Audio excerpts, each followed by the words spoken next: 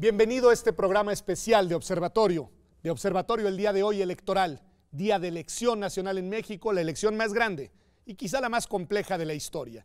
Y lo que haremos en este programa es darle a usted información de lo que sigue, de lo que pasará no solamente en las próximas horas, sino de lo que sucederá en los próximos días, semanas e incluso meses hasta que concluya de manera definitiva esta elección tan importante. Arturo, ¿qué es previsible que pase en las próximas horas? Bueno, pues yo creo que vendrá a las 6 de la tarde el cierre de casillas. Hay que acordarnos que hay diferentes usos horarios en el país, entonces... Tijuana, Ciudad de México... Exactamente, las últimas cierran a las 8 de la noche hora del centro del país y a partir de entonces yo creo que va a venir una marejada de posibles resultados por todos lados, porque lo primero que salen son las encuestas de salida, esos las hacen empresas privadas, digámoslo así, y iremos viendo tanto de las presidenciales como de las elecciones para las gubernaturas, jefatura de gobierno. Eso probablemente será antes, entonces, en la tarde, noche del día de hoy. No pueden sacarlas hasta que no cierren las casillas. Por eso, a las 8 de la noche saldrán los resultados. Y a partir de entonces empiezan dos ejercicios paralelos del INE que son extraoficiales, no son los resultados oficiales. Uno empieza a las 8 de la noche a funcionar los PREPs, tanto para todas las elecciones, presidencial, congresos, gubernaturas, jefatura de gobierno y congresos locales. Esto es resultados preliminares de las votaciones conforme los paquetes van llegando. El PREP funciona 24 horas, funciona de 8 de la noche del domingo a 8 de la noche del día de mañana lunes. Y también el INE realiza estos conteos rápidos, de la elección presidencial, pero también de las 8 gubernaturas y la jefatura de gobierno, únicamente. Y estos, yo creo que más o menos hacia las 10, 11 de la noche, es lo que han dicho las autoridades electorales, estarán dando a conocer estas tendencias. Y dijo la autoridad electoral, Fabiola, Lorenzo Córdoba, el presidente del instituto, en fin, que sí dará resultados de este conteo, que hay que aclararle al público, no son todavía los conteos oficiales, pero serán, digamos, la tendencia ya de los datos de la autoridad electoral, independientemente de qué tan cerrado sea el resultado.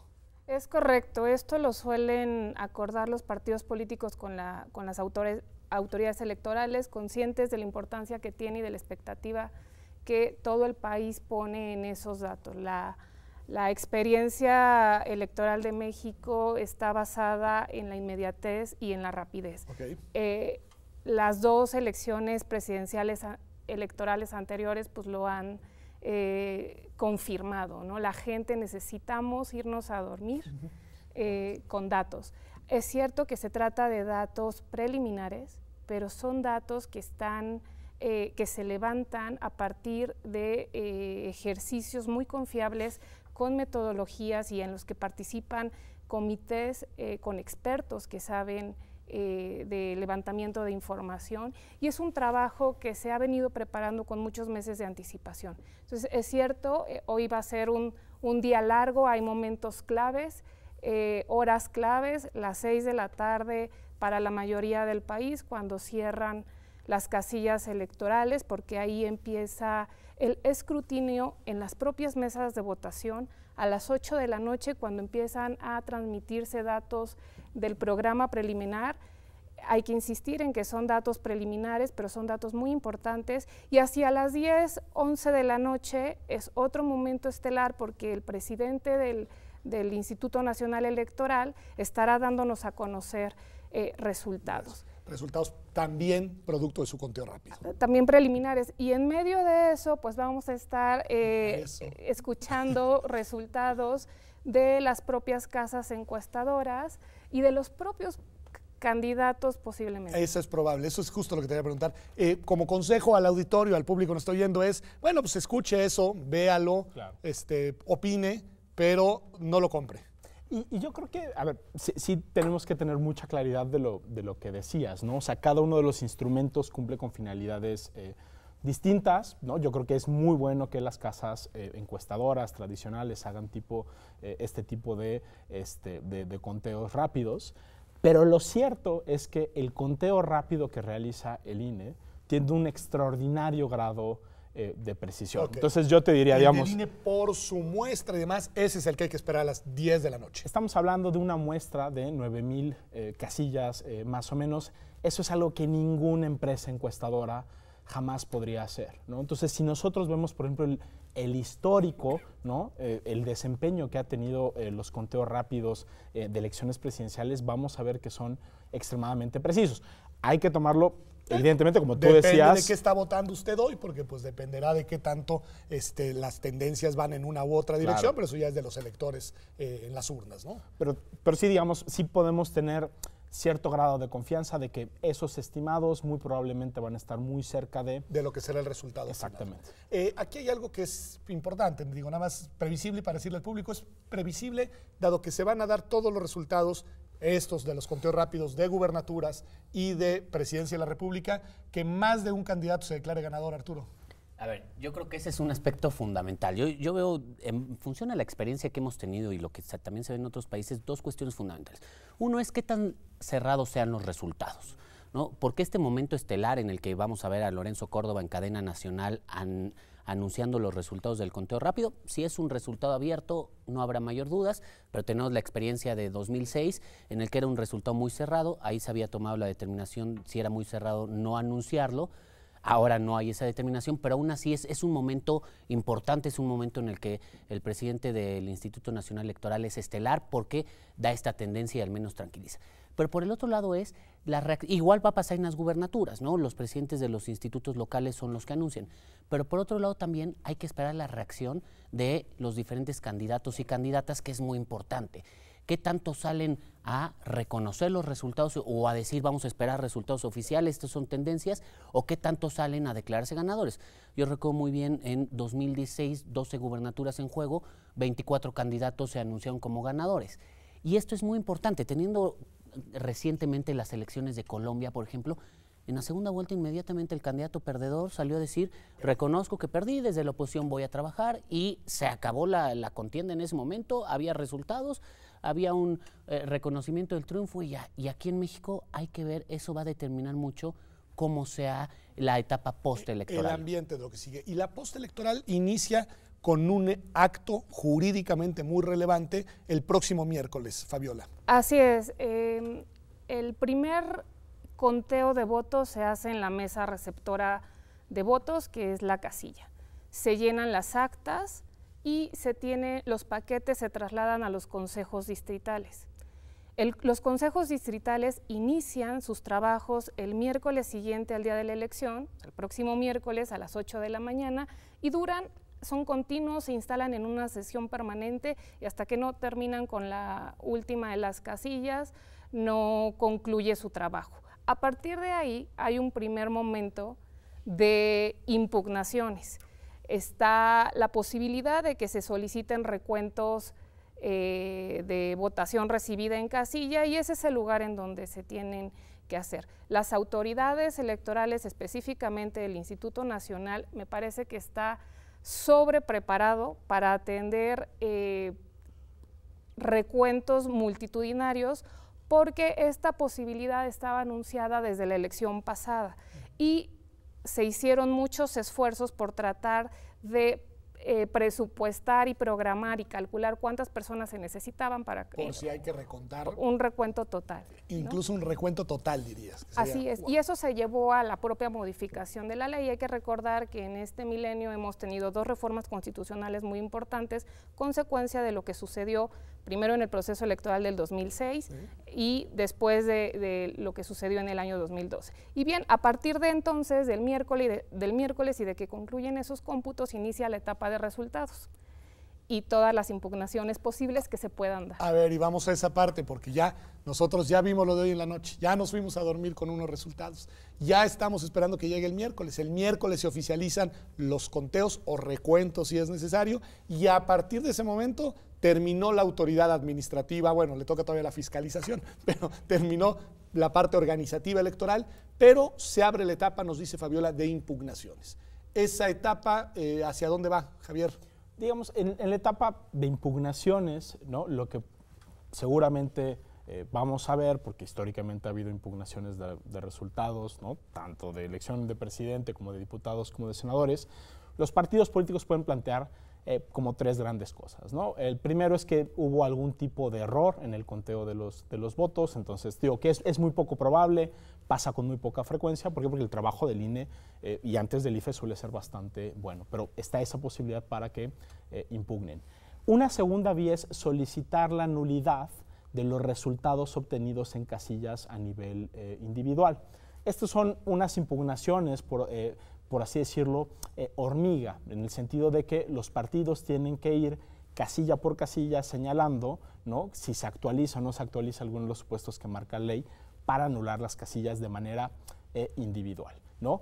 La otra gran vía, ¿no?, que podríamos tener, eso será decisión de los partidos y de los candidatos, es solicitar la posible nulidad de toda una elección. De nuevo, podrían ser diputados, podrían ser senadores, podrían ser presidente y evidentemente también podría ser cualquiera de las elecciones que vamos a tener en el ámbito local, que no son pocas, ¿no? Estamos hablando de más de 2.500 elecciones que vamos a tener en el ámbito local. Entonces, digamos, el abanico de posibles impugnaciones que tenemos en realidad es bastante amplio, Pedro. Y en ese caso, ¿serán los tribunales en plural los que conocerán estos casos? Primero, digamos, los tribunales estatales, en el caso de las elecciones estatales, sí, las salas del tribunal y eventualmente la sala superior. Es correcto, ¿no? En el caso, digamos, de elecciones locales, digamos, de ayuntamientos, diputados locales, gubernaturas o la jefatura de gobierno, primero hay que agotar la instancia de los tribunales electorales locales. Esto obviamente no sucede en el ámbito federal, ¿no? Tratándose, por ejemplo, elecciones de diputados, senadores de mayoría relativa, ahí nos iríamos a alguna de las 5 salas regionales que tiene el Tribunal Electoral del Poder Judicial de la Federación, y tratándose de la elección presidencial, es directamente la Sala Superior la que conoce de este tipo de impugnaciones.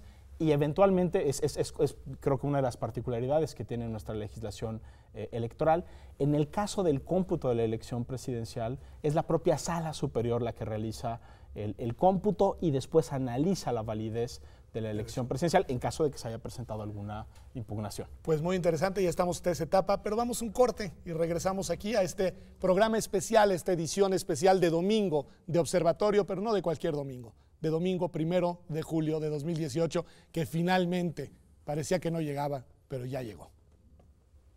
Listísimo.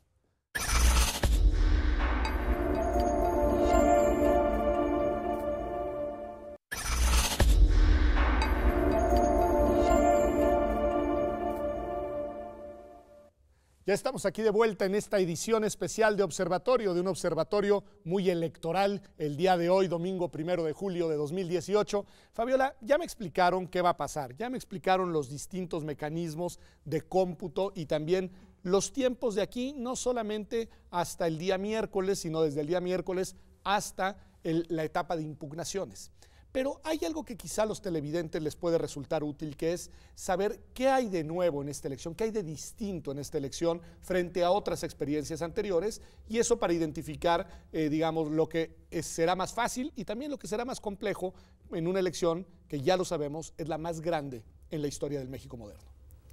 El tamaño de la elección y del número de elecciones y por tanto de candidatos que están implicados en sí mismo hace que sea un reto para la autoridad electoral.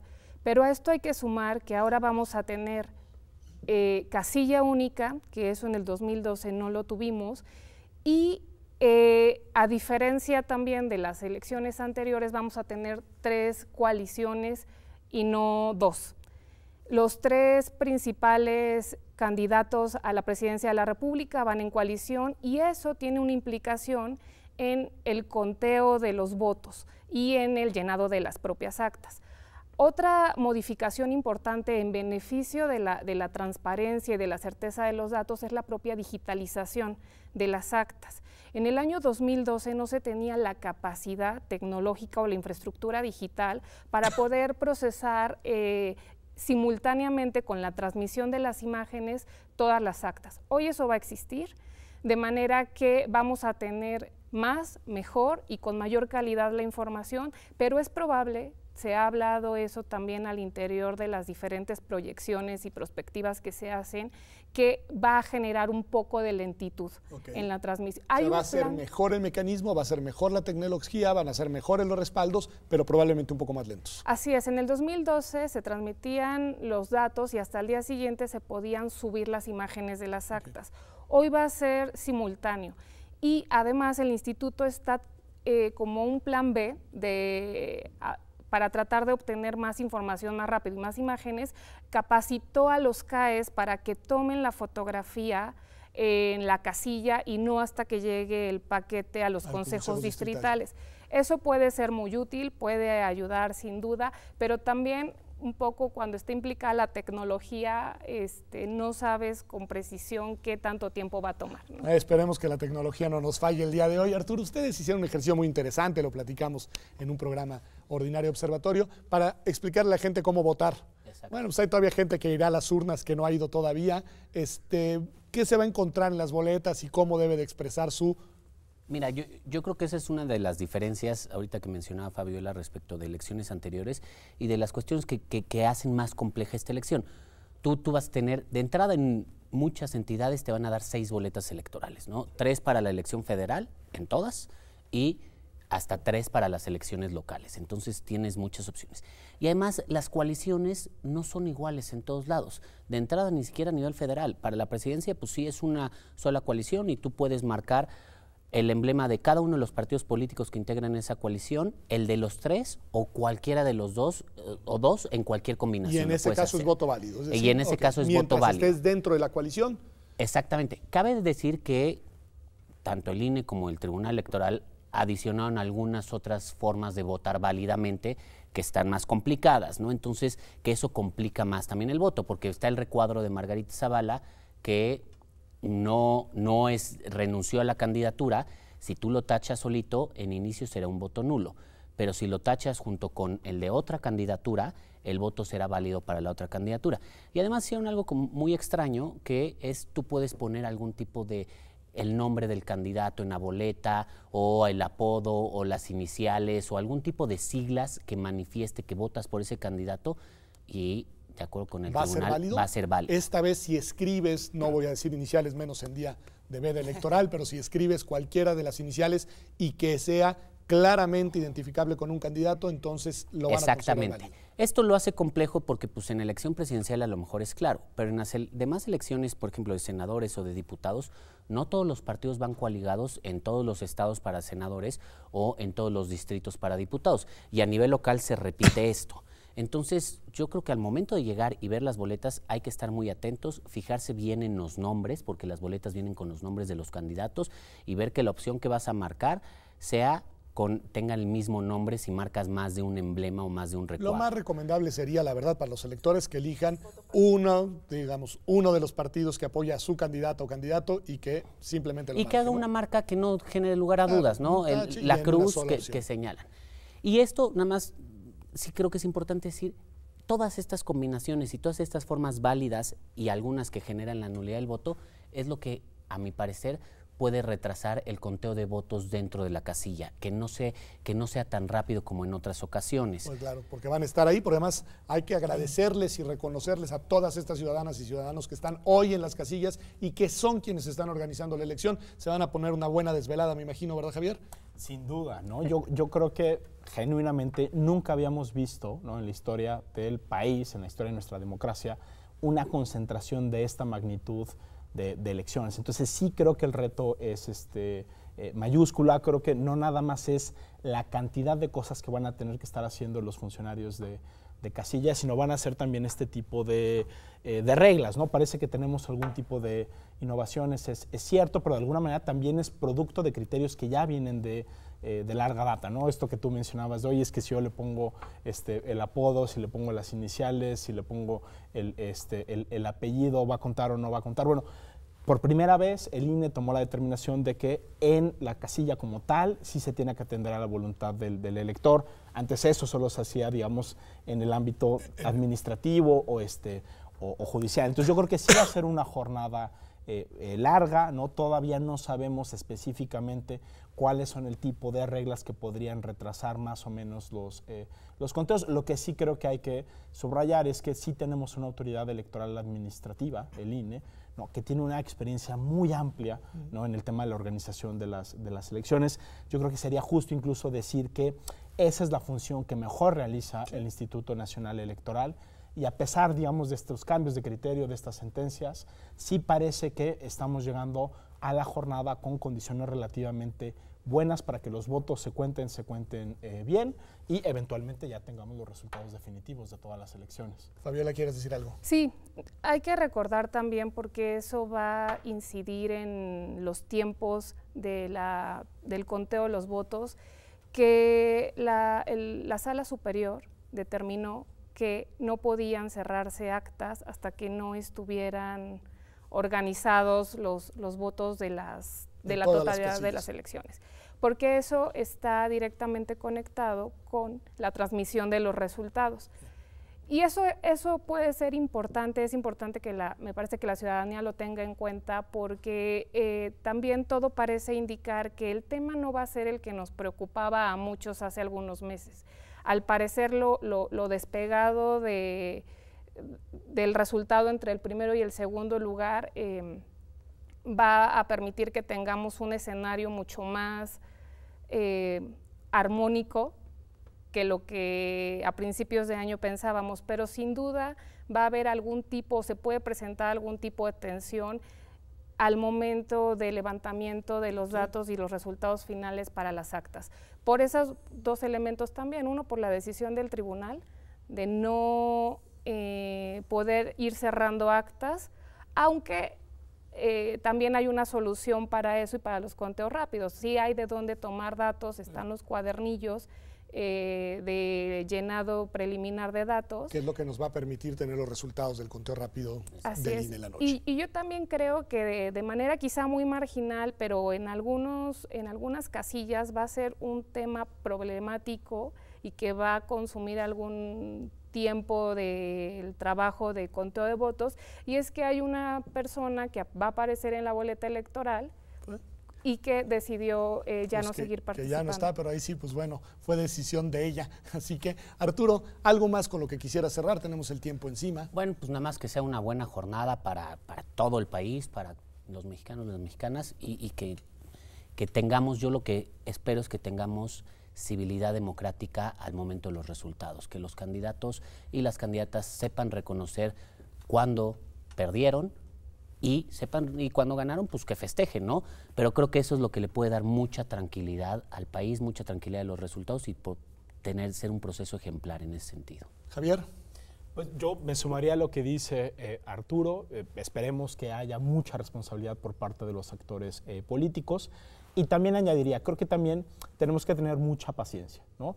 Tenemos un sistema electoral que está expresamente diseñado para que prácticamente cualquier acto o resolución pueda ser impugnado, ¿no? Entonces, incluso cuando las impugnaciones suelen no cambiar los resultados electorales, incluso cuando los recuentos terminan confirmando lo que ya pasó en las casillas, lo cierto es que por la tendencia histórica que hemos visto, sí es muy posible que se presenten solicitudes de recuento, es muy posible que se presenten impugnaciones, y yo creo que eso es algo que tenemos que tener muy presente. Así hemos diseñado nuestro sistema electoral. Obviamente esperaríamos la mayor responsabilidad por parte de las autoridades administrativas y en particular de los tribunales, pero sí, digamos, dada la enorme cantidad de elecciones que vamos a tener y dado el sistema que tenemos, pues sí, en las siguientes semanas y probablemente meses estaremos hablando de posibles impugnaciones que podrán tener mayor o menor mérito, pero que finalmente tendrán que ser desahogadas. Así que ¿no? paciencia. Fabiola. Tenemos que confiar en que tenemos autoridades electorales de capacidad probada, somos ejemplo a nivel internacional. Los votos los cuentan en primera instancia los ciudadanos y las ciudadanas que integran las mesas. Los procesos son totalmente transparentes, los partidos políticos y los candidatos independientes tienen la posibilidad de estar presentes. Hay muchas herramientas que el instituto está poniendo a disposición de la ciudadanía, Entonces yo también creo que hay que apostarle a eso, hay que confiar en las autoridades y esperar que las y los candidatos tengan una actitud también.